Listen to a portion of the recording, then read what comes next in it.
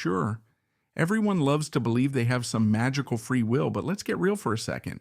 Your childhood screws you up. No matter how much you think you can shape your future self, your childhood plants those deep-rooted behaviors that show up whether you like it or not. How you react to things, how you express yourself, it all stems from those early years when you were trying to make sense of a world full of irrational people, especially your parents. So apparently marriage and family counselors, Dr. Milan and Kay Yerkovich, decided to put labels on all the different ways people are messed up in love. They call them LoveStyles. Basically, a set of tendencies and reactions shaped by your oh-so-joyous upbringing. The good news? Once you know your love style, you might finally understand why all your relationships keep going down the drain.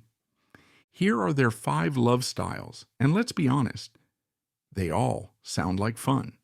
1. The pleaser. This one's a doozy.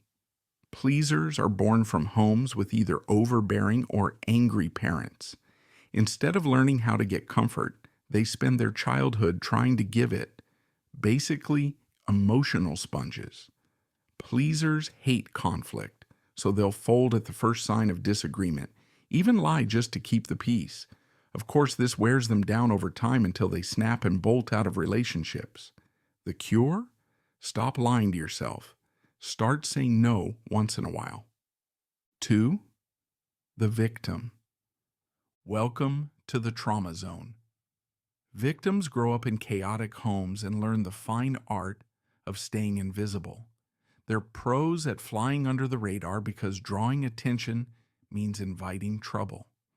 Victims tend to have low self-esteem, and if they're really lucky, they marry someone just as controlling as their parents. They'll go with the flow until the flow drowns them. What's the fix? Maybe try standing up for yourself once in a while. It's a novel idea, I know. 3. The controller. The good old controller. These folks didn't get any protection growing up, so they turned into control freaks to avoid ever feeling weak again. They think if they can control everything, they'll never have to feel scared or vulnerable. The problem? Their version of control involves a lot of anger, which they conveniently don't see as a vulnerability. Controllers need to drop the tough act, let someone else hold the reins for once, and manage their rage if they ever want a shot at a functional relationship. 4. The Vacillator. Here's a classic. The Vacillator grows up with a parent who's never consistently there for them, so they spend their whole life in a love-hate relationship with love. They crave constant attention and affection, but get too bitter to accept it when it finally comes. Vacillators idealize their relationships at first, but as soon as they feel disappointed, it's meltdown time.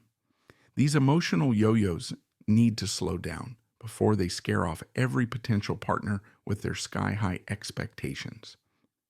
5. The avoider. Finally, the avoider. These folks grew up in homes where independence was the mantra and emotions were for weaklings. As kids, they learned to handle their own problems without bothering their distant parents. They're perfectly fine being on their own, thank you very much, and don't really care for emotional outbursts. The result? They avoid intimacy like it's a contagious disease. Their ticket to a stable relationship: open up just once and stop relying on logic like it's a substitute for feelings. So which one are you? Go ahead, share your thoughts, then click like and subscribe to Sci Factors. But remember, knowing your love style won't magically fix you. It'll just make you more aware of why you're such a disaster in relationships. And that's progress, right?